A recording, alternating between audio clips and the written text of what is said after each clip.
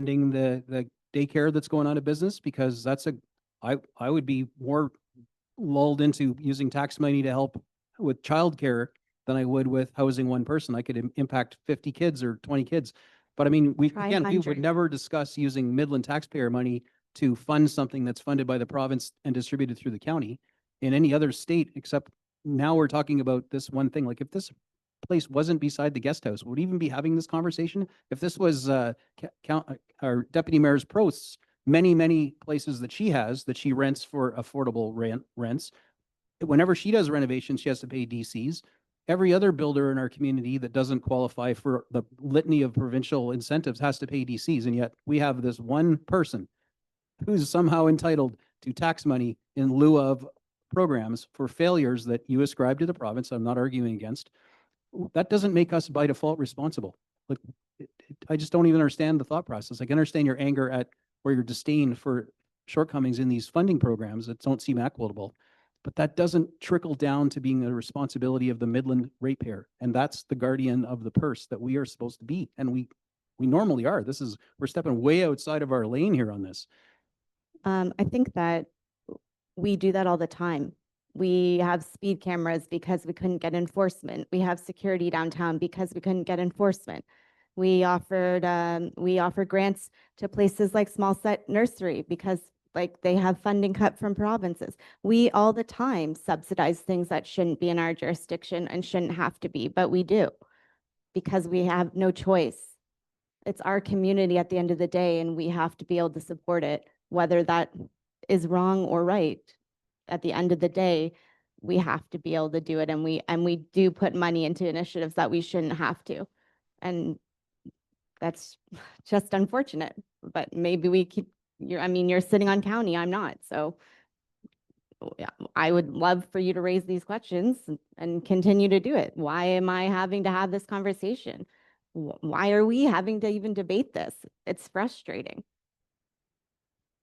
For clarity, Small Set was funded by community grants money, which is not tax money that we levy. So like that, we shouldn't mix that into the conversation, to be fair, right? Okay, as of this past year, it was not, but every other year would have been. And I'm sure that we have funded initiatives like that from taxpayers' money. So, but yes, this specific one just last year changed. Oh, you're right. Our community grants was taxpayer funded before we pivoted to the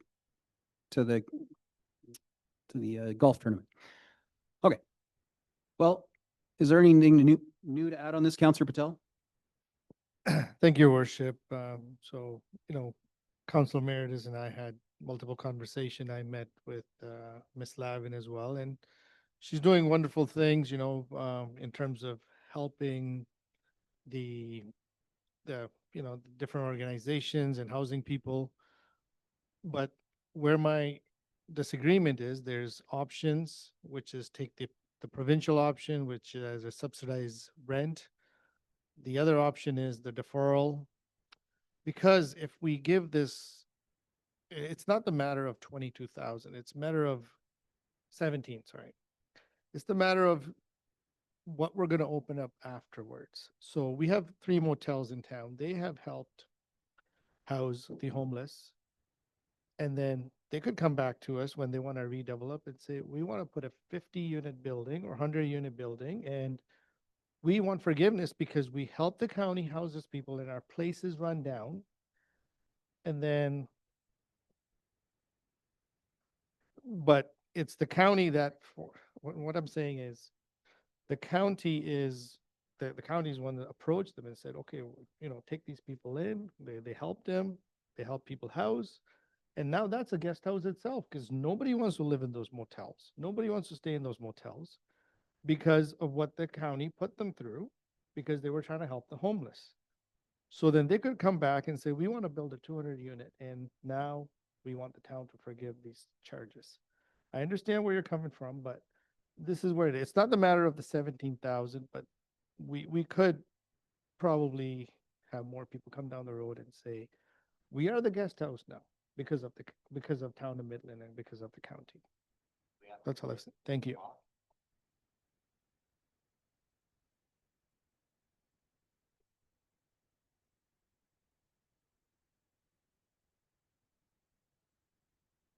test. Yeah.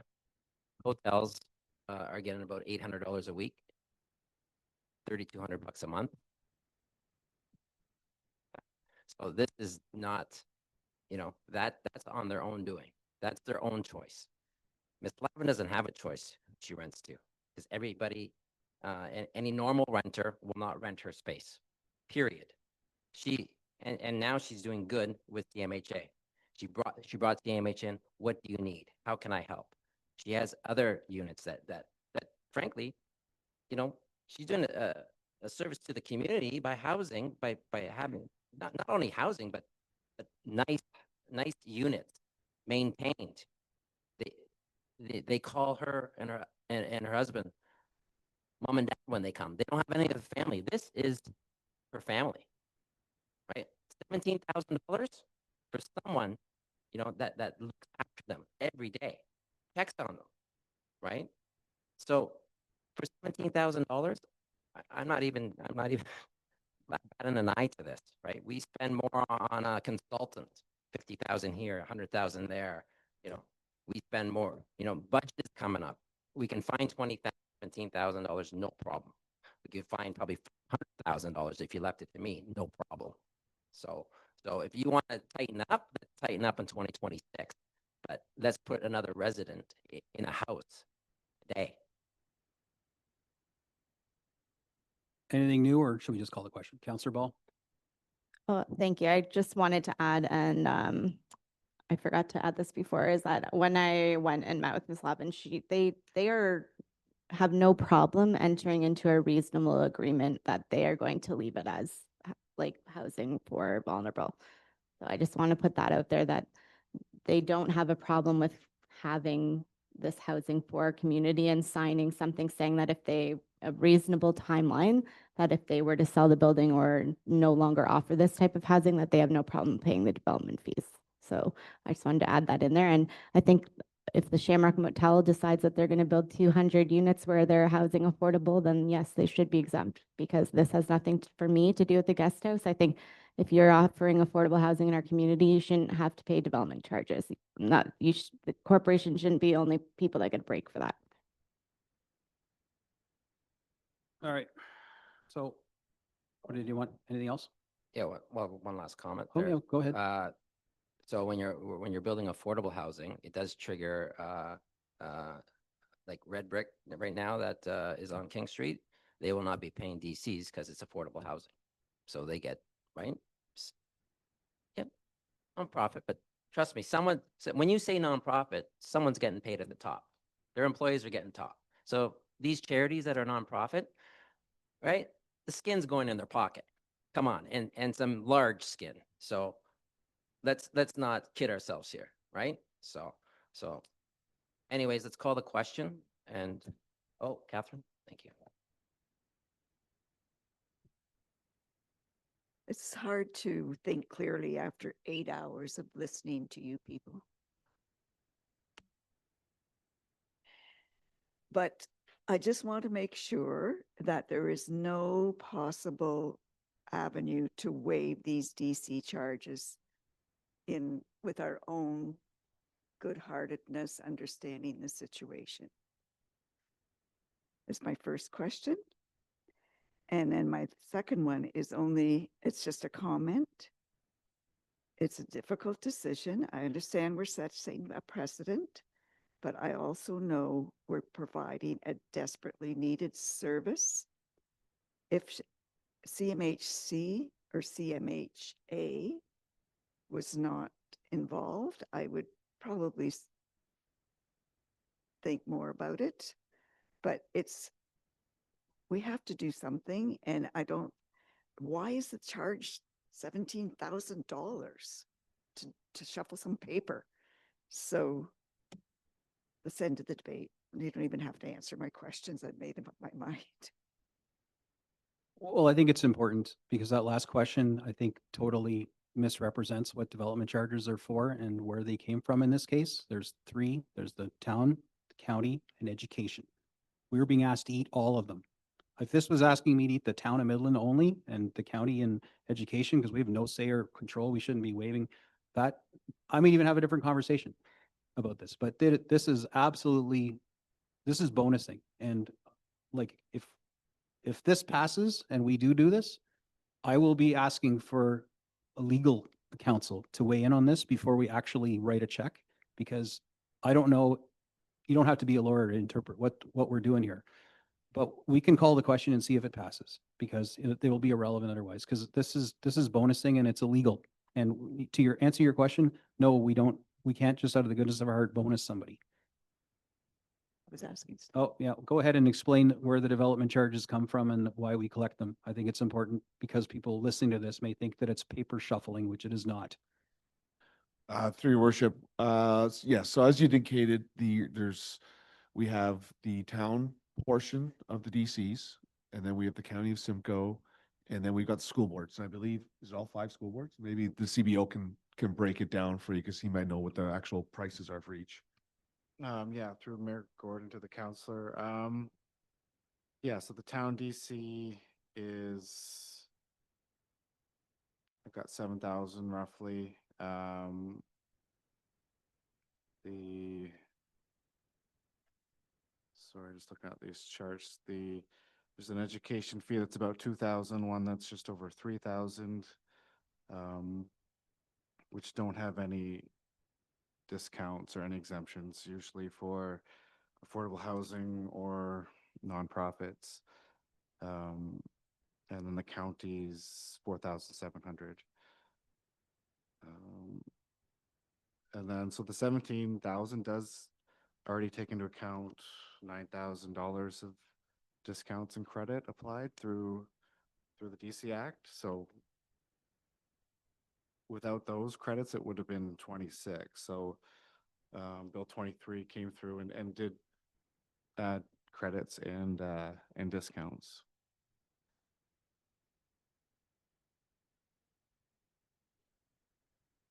Sorry, I was the eyebrows. I wasn't sure if that's like, can I talk next, eyebrows? Okay. All right, well, we'll call the question. So all those in favor of forgiving these charges? All in favor? And those opposed? That motion is defeated. However, that was a really good conversation. One I hope we don't have to have again, but I'm really glad we had this conversation, because it brings out a bunch of failures and upper tiers that aren't our problem. So next here we have 22.2. This one I'm gonna have to pass the chair. Well, I guess whatever, it's all semantics here. This is moved by me. I need a seconder to get it on the floor about the automatic speed enforcement camera. Okay. Councillor East. And this is basic carbon copy from the city of Barrie motion. And this comes at the request of Premier Ford in my many conversations with him. That staff be directed to move towards phasing out the automated speed enforcement program after providing the required 90 days notice to our service provider unless otherwise directed by the province of Ontario. And that staff continue to explore other traffic calming measures that could be installed throughout the town and report back to council with options. And the correspondence be sent to the provincial government requesting funding to assist with additional traffic calming measures. So again, I've had so many conversations with the Premier about this. It's actually just mind numbing. And then I don't know how many media outlets I've been interviewed on. My stance on these cameras is that they work. The evidence that we all received in our email shows the propensity for people to speed on William in front of our elementary school with like a 42% speeding rate. I'm just going off the top of my head. I have to pull it up, but it was like that. And we're not talking people doing 2 over, 5 over. Our threshold, for those who haven't figured it out yet, might involve 2 digits. And if you look at the numbers and the stats we got, most people are doing 20 plus over. These are things where even you'd have to try and sweet talk a cop out of getting a ticket. So speeding is alive and well in our community. We knew that before we put the cameras in. That's why we put the camera where we did. And there's another one, sitting on Young, waiting for that to get fixed and live. The stats in 1 month are staggering. And council, you saw a certain amount of the money that we have to pay for this agreement is proprietary knowledge, which is why it was shared confidentially with you, because those amounts, that's the secret sauce. because there's lots of people in this business, in the game. We picked Newmarket and we agreed that we wouldn't talk about the actual minutia of the fees. But we saw what it adds up to. And for the people claiming that this is all a tax grab, in 1 month of operations with more than, how many total speeders do we have in 1 month? Sorry, I should have pulled this up, but a lot. Yeah. Maybe you could just give us a quick summary that's sanitized for what we can say in public, so I don't actually accidentally say something wrong. But I think the public needs to know the stats on how many vehicles pass by that camera. And we're only talking about southbound vehicles, not northbound. So heading up William, how many passed by in that month's reporting cycle? Of those, how many were speeding? And if you could just read out the breakdown. And then we'll talk about what our net revenue was, the rolling in the dough that we were supposed to be, doing on the backs of these speeders, that was going to help finance all kinds of amazing traffic calming, and how underwhelming those stats really are. So take it away, Julie. Through you, your worship. So in the month of September, we went live September 2 through to September 30. There were a total Oh, of, sorry, a little closer. We can't hear you. You need you to get right up there. is that better? Okay, are we good? Okay, so the camera on William Street went live September 2 and through to September 30. There were a total of 80,248 vehicles traveling in the one direction where we're enforcing, which is southbound. Of those 80,000 plus, 33,823 were speeding in excess of the speed limit. Of those, we captured 6,759 that were going over the set threshold that we set for these cameras. So there were 6,759 potential penalty orders that we could have issued. Because of the contracts, which we've talked about at an earlier meeting, only 1,645 tickets were issued. Of those 1,645, 28, which is roughly one per day, were traveling in excess of 30 kilometers an hour over the posted speed limit.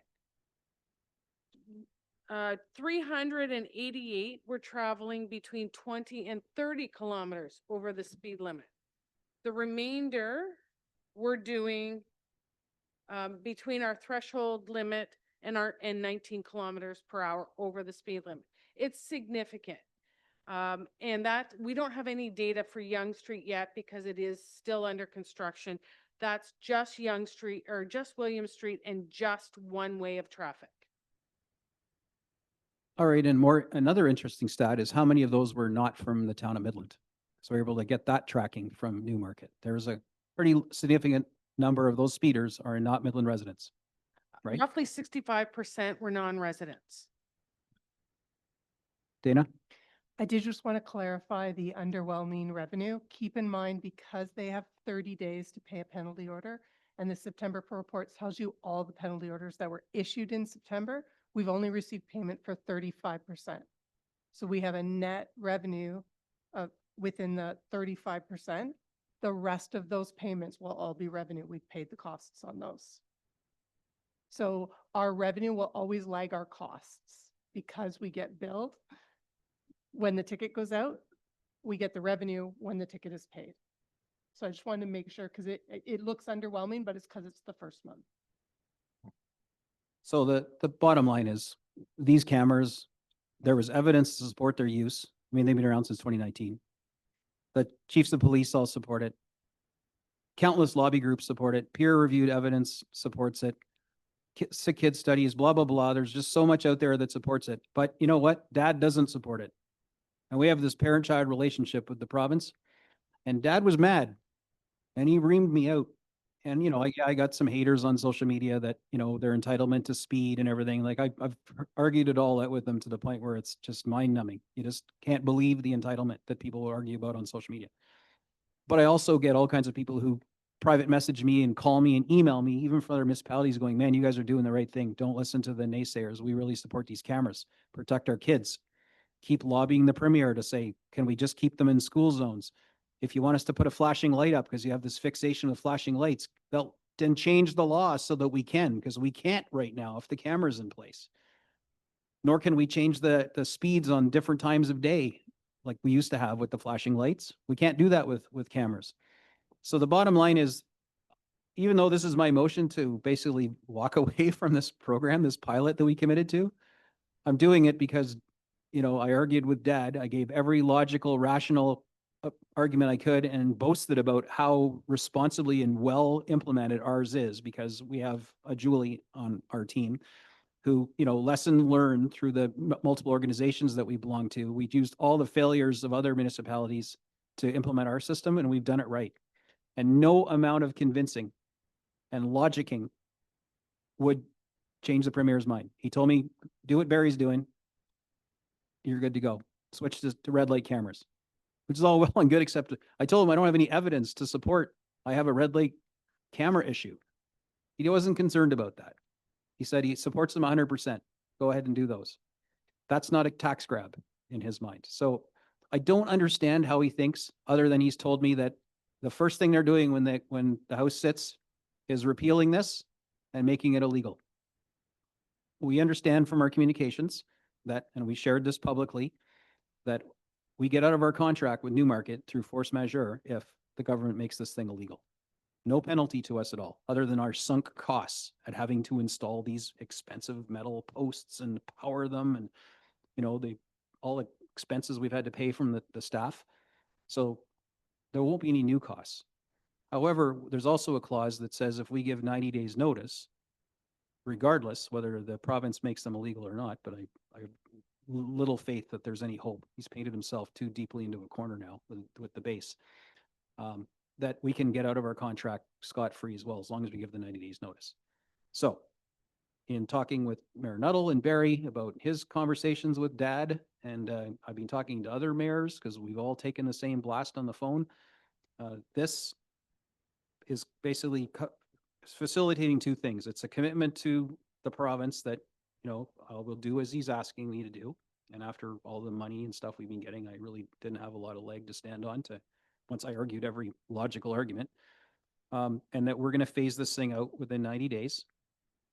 I did originally pick a date of December 31st because that was what Barry did, but, you know, they passed theirs well before we're having this conversation. So 90 days worked in their favor.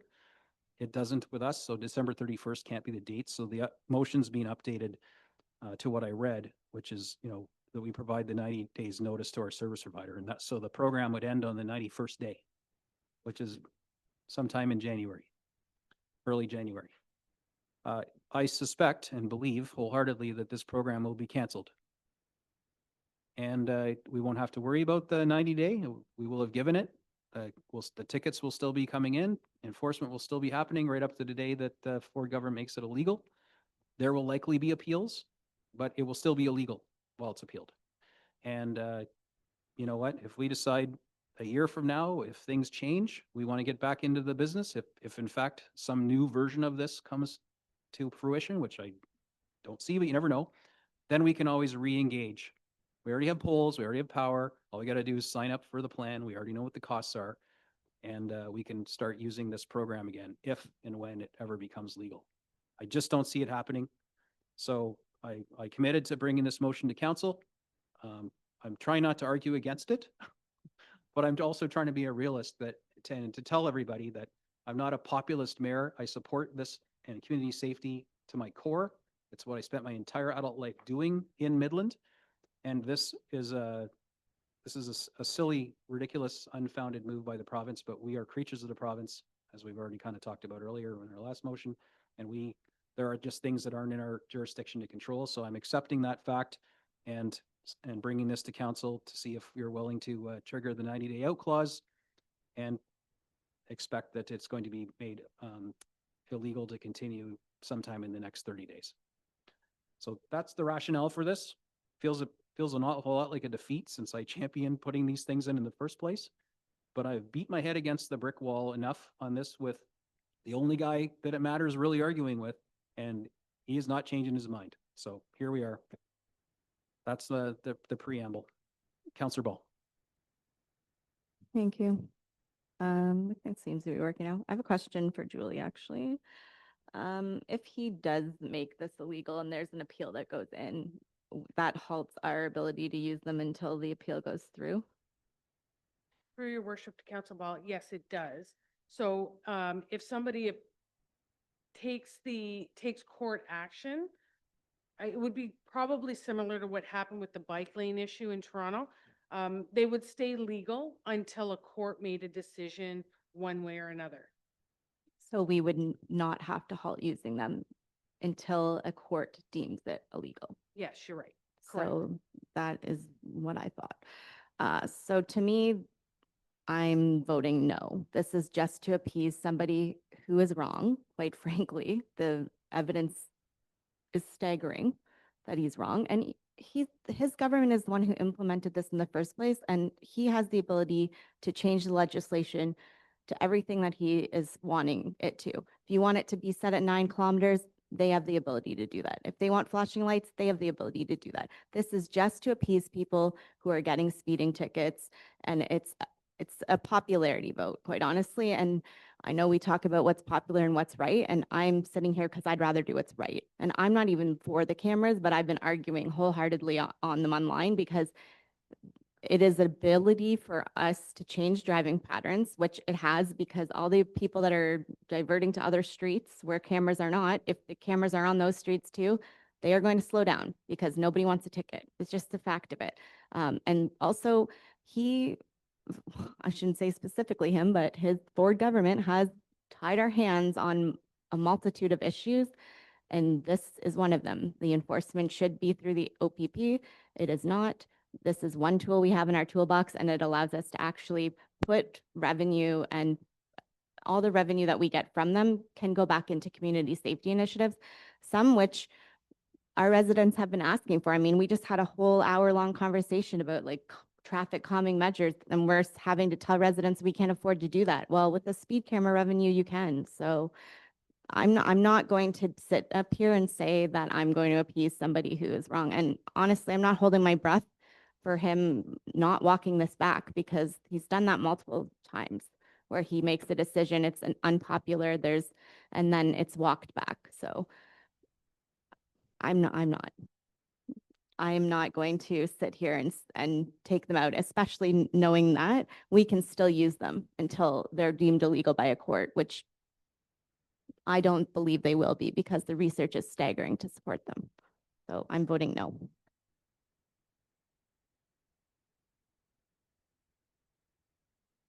Councilor Meredith. Thank you. I'm in the same position as Councillor Ball. And I'm just reading the news, and Mayor Rawson urges municipalities to stand tall supporting speed cameras. So I'm with Mayor Rawson and their council, as well as Councillor Ball at this present moment. So I will be voting to carry on. Thank you. Councilor Major. Yeah, just leave it until he tells us we gotta take it out. Like, why waste 90 days? Like, just when he tells us to stop, we stop. Like, never mind putting a thing on for 91 days or whatever, because it means nothing. Leave it on them. And when he says no, then it's no. One court says no, not him. Well, there's always the notwithstanding clause. That's a whole other ball of wax. Like a recorded vote on this one? Certainly. All right, then no other comments? I was going to talk a little bit about that underwhelming revenue stream, but we'll wait for it to pan out. So I think we've talked about the germane parts.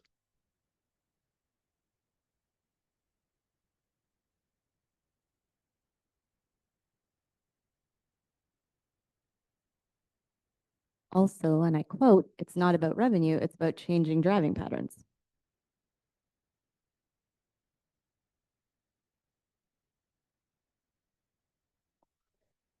No, no, Counselor Ball's mic wasn't working, but she was reminding everybody that this isn't about revenue generation, it's about changing driving habits, and she's absolutely right. However, just before that, we were talking about using the revenues from this to implement traffic calming. That's what we pledged to do to the province.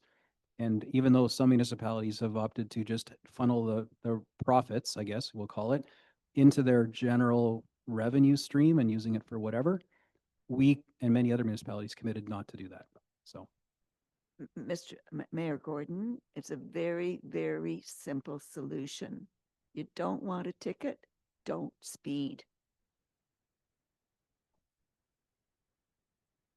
Sorry, I just want to say he also has the ability to change that if he wants to, where it has to go into community safety, so. yep. Recorded vote when you're ready, Madam Clerk. Thank you, Your Worship. Members of council, you've heard the motion. When I call your name, please say yes or no. Councillor Patel.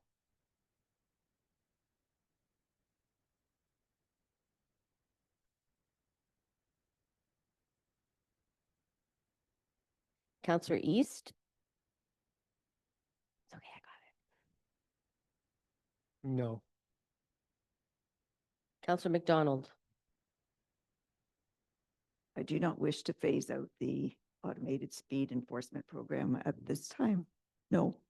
Councillor Ball. No. No. Councillor Major. No. Councillor Bald.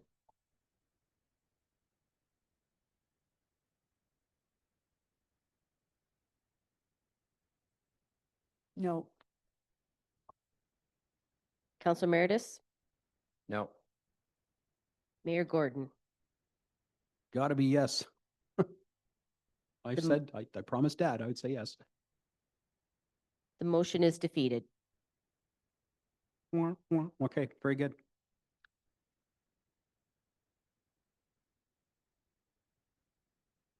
All right. What is, oh, the next is that one we, that I tabled earlier that we set aside the rules of procedure to deal with tonight. I need a seconder for it. Councillor East. That the town of Midland repeal any and all of its taxi licensing bylaws and discontinue licensing related activities effective immediately. Do I even need to provide the rationale? I'm sure we all have talked about this. Is anyone unclear as to why I would be suggesting this?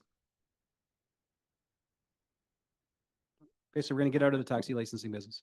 I'm sorry, I am not clear why this popped up at this point in the evening. And I almost feel like I don't know how to vote because it's silly that we're dealing with it now. I don't know what the urgency was, 3 weeks, but go ahead, carry on. I don't know enough about the situation that a lot of hearsay, but statistically I'm not clear, but go ahead, have your conversation. I'll fall asleep. All right. Well, to be fair, and this kind of started with conversations I had with Councillor Meredith. So, I mean, not wanting to steal your thunder, Councillor Meredith, do you want to make the pitch for this? I'm assuming you're supportive of it. Just encapsulate why. You may as well go because you have a stronger voice than I do. We have equal voices here. Haven't flexed the old strong mayor powers yet this term and hopefully never have to. So, all right. But long story short is we don't license any other businesses in our municipality. We are considering licensing short-term rentals. That's a different conversation, and then there's a different reason for why we would do that. When the ride share programs come into our community, we will have zero ability to license them or hold them to any of the same standards that we do our taxi companies. Therefore, leveling the playing field seems only fair. That's the main gist of the argument. There's no reason to be in this business. I didn't even know it was an option to get out of this because we've been doing it forever. Until I talked to Collingwood, who went through the exact same challenge with, they only had one taxi company. And the playing field was not level as they had Uber and Lyft and everything coming into their communities. We don't have them yet, but it's just a matter of time. I'd also argue that, if we make changes to our transit system, we're going to be competitors to some degree with our taxi friends, who are good employers and longstanding taxpayers in our community. And it's going to be a very different game. So I think if we get out of this, the taxi companies can regulate themselves.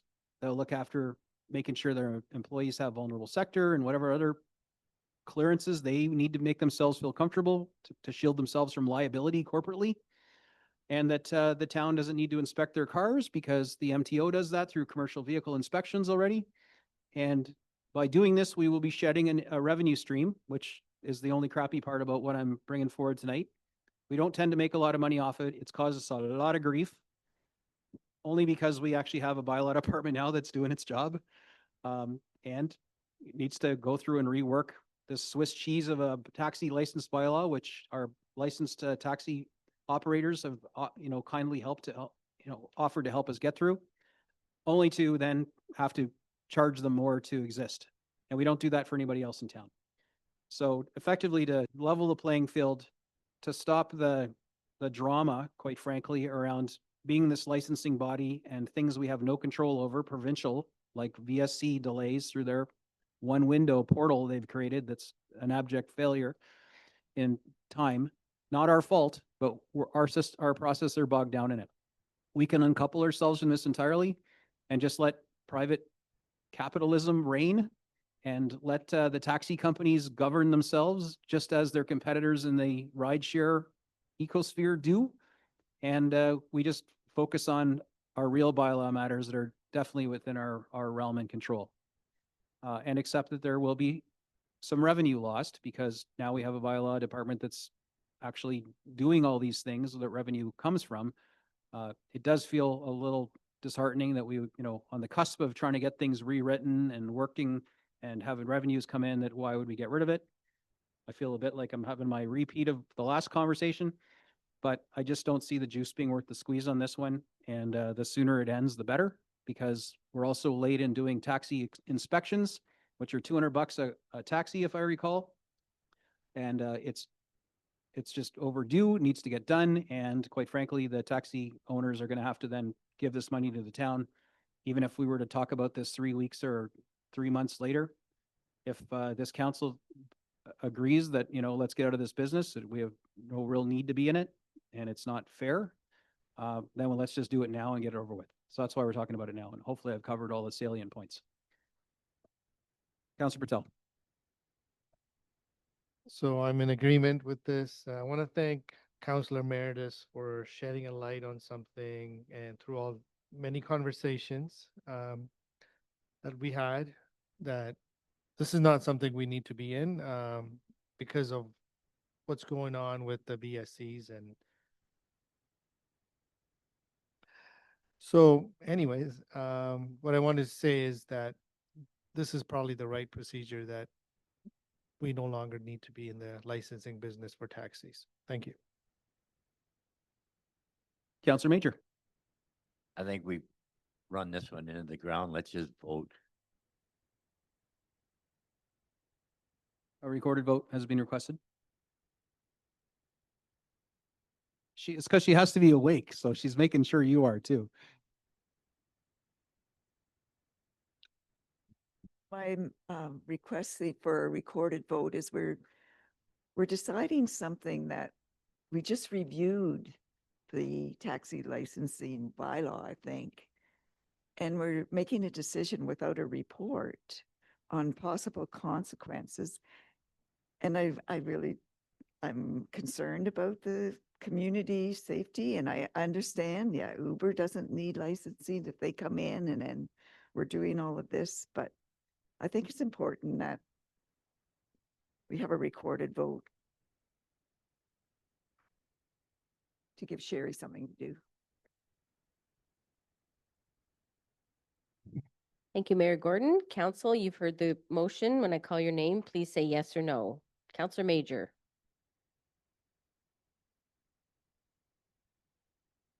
Yes. Councillor East. Yes. Councillor Ball. Yes. Yes. Counselor Bald. What the heck is going on? Yes. Counselor McDonald. I'm sorry, I don't have an I don't know. I can't abstain. No, it's, I would have preferred to make a decision with the report, so no. Counselor Patel.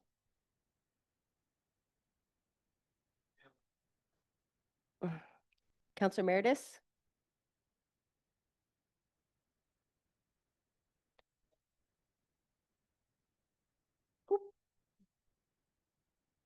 Yes. And Mayor Gordon. Yes, The motion is carried. the taxi bylaw is dead. Long live the taxi bylaw. Well, the good news is we can always revive it later if we want to. Next term, if you really feel the compulsion. All right. Good. Godfrey, we're near the end. Section 23 bylaws.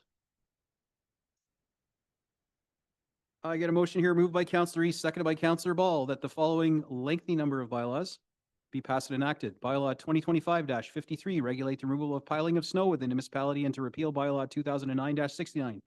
Bylaw 2025-54, amend bylaw 2025-42 and prohibit littering or dumping or refuse and other items on private property. Bylaw 2025-55, repeal bylaw 91-37 to authorize the entering into a site plan agreement with 809996 Ontario Limited Journeys End Motel and Wellington Trust.